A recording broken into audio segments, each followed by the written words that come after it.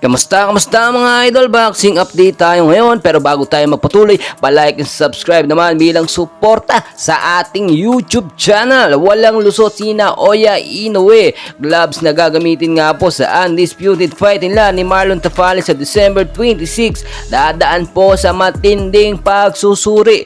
Well guys, kung matatandaan ninyo sa mga huling naging laban ni Naoya Inoue, ay naging very controversial talaga yung ginamit niya na gloves na meron nga daw pong pabigat na bakal. And well guys, ngayon hindi na po yan mangyayari, no? At sinusuring mabuti na walang daya or dayaan na magaganap sa laban nga po or undisputed fight kontra kay Marlon Tafales. Ilang araw na nga lang din po magsisimula na ang weigh-in nila, at ang dalawang boksingero po ngayong ito, no, ay dumadaan sa matinding ensayo at pagpapractice, especially po ang ating kababayan na si Marlon Tafales. Medyo lamang po sa bigat itong si Marlon Tafales, kaya naman ngayon ay talagang matindi na, no, ang kanyang pagdadayet na ginagawa. Limit lang, no, or talagang piling-pili ang mga kinakain ngayon ni Marlon Tafales dahil kailangan niyang ma-meet ang nararapat na weigh-in sa kanilang undisputed fight ni Naoya Inoue.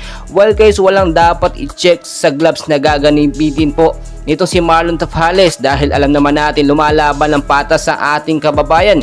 Hindi kagaya nitong si Naoya Inoue, hindi porket gaganapin sa Tokyo, Japan ang kanilang laban ay mandaraya na siya. Etong gloves na ito, no, ay talagang nakita natin may pabigat para kapag tumama po sa boksingero ay solid na puputok agad kung saan parte tamaan, especially sa muka. Hindi na po yan mangyayari dahil ang committee mismo na hawak sa kanila sa laban nila, no, dito nga po, no, sa Tokyo, Japan ay talagang susuruing mabuti, at kapag ka nakitaan po ng kahit isang pandaraya or bakal man lang sa loob ng gloves na gagamitin ng dalawang magkabila ang boksingero, automatically disqualified at tatanghaling panalo etong si Marlon Tafales kapag ka napatunayan muli na nandaya or mandaraya ito nga pong si Naoya Inoue.